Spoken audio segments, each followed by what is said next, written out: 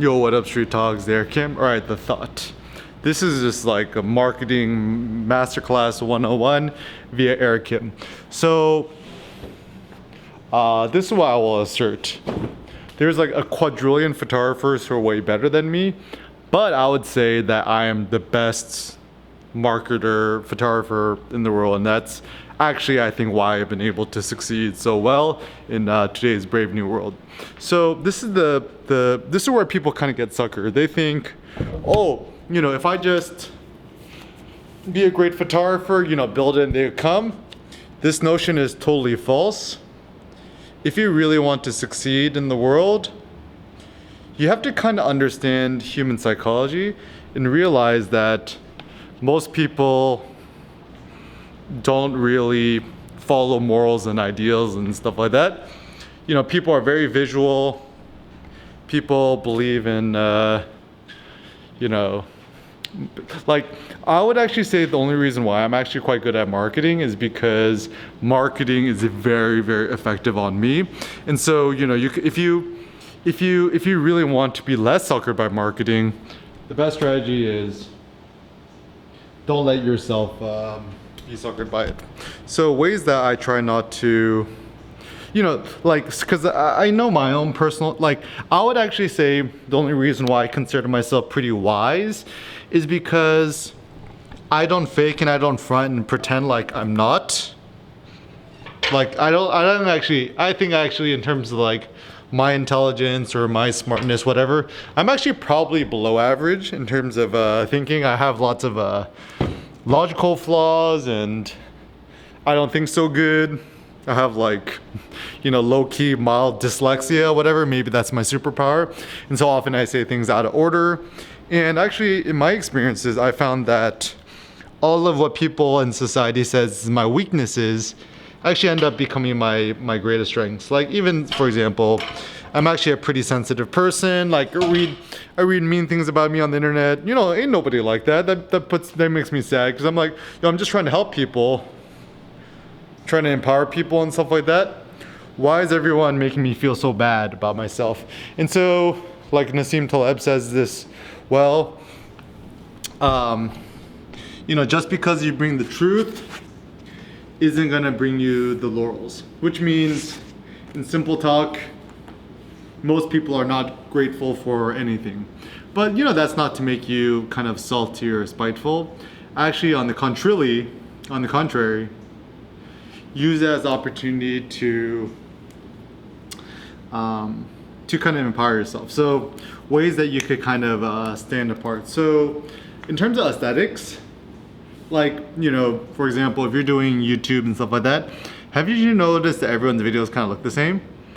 And I'm actually kind of fucking more with black and white, 4K, 60 FPS, shooting this on a Lumix G9 Rode video mic with a Leica Lumix 12mm 1.4 lens, and I'm shooting dynamic high black and white. And so at least the thumbnails, they kind of look different and maybe they're more likely to get clicked on.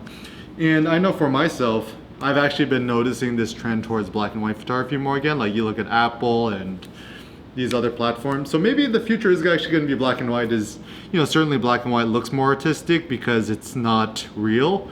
So maybe color photography, the future is actually doing more black and white.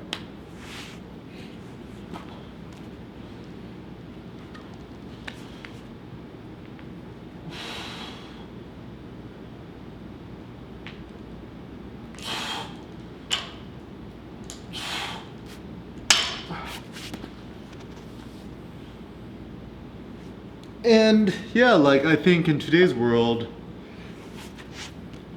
you know, if you cannot stand out, you ain't gonna succeed. Ways I've been able to stand out is just, you know, follow my own personal curiosity, which means, yeah, you know, just kind of fuck around with it and have fun. Like, make sure that your real life self, and your fake life self, aka, you know, whatever's, make sure that you're kind of in accordance with one another, that you're not faking, you're not fronting, you're not pretending to be something you're not. You know, like the whole Jay-Z line, either love me or leave me alone. people are gonna find all sort of reasons why they hate you and they don't like you. But truth be told, if you want to be successful in terms of entrepreneurship, the more hated you are, probably the more successful you'll be. Because, you know, even the word hate, right? I actually think that hate is just misplaced love. Hate actually, I studied the etymology of it. You go wiktionary.org. Hate just means strong emotion. And so if you feel a strong emotion about anything, maybe hatred isn't something that should be like stamped out. Actually, hatred is just a strong emotion. And even for myself, you know, obviously I'm a hater too, right? There's a lot of things that I personally hate. I hate, you know, big pharma. I hate the big sugar. I hate all these fakers on the internet who say one thing online and then IRL in real life they talk shit. I typically don't like shit talkers. Like, I don't like when people talk shit about me behind my back. Therefore, I try my best not to talk about shit behind other people's back. I mean, obviously sometimes I do too, but I'm trying to work on that. I mean, the whole silver rule of ethics, right? Don't do unto others as you don't want others to do unto you. Seems like a good strategy.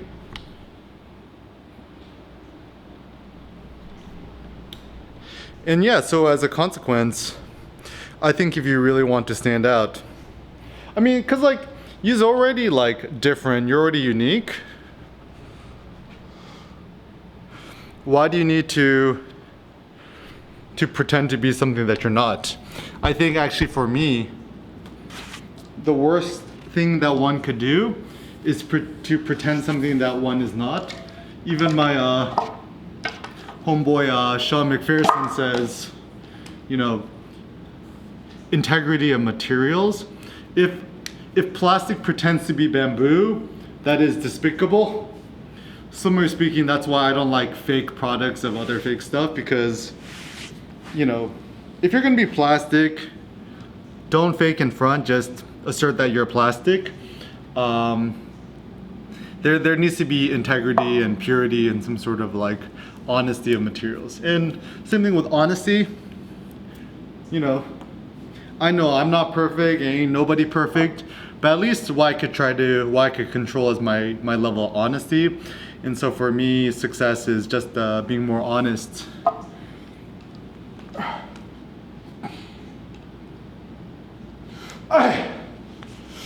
Yo.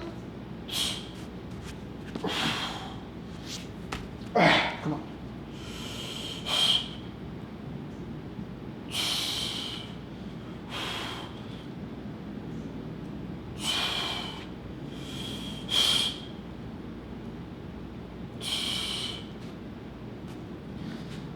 Come on.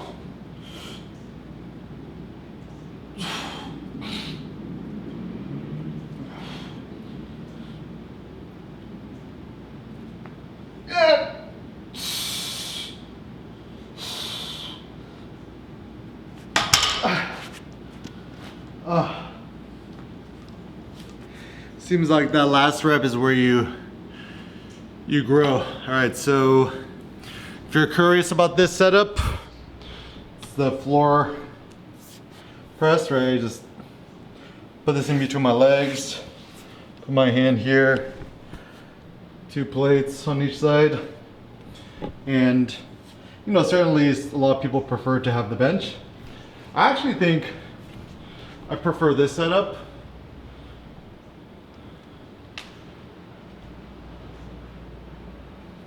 Because I actually feel more stable to the ground.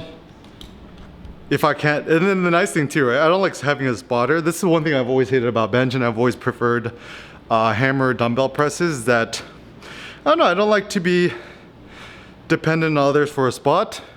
So this allows you to become a little more independent.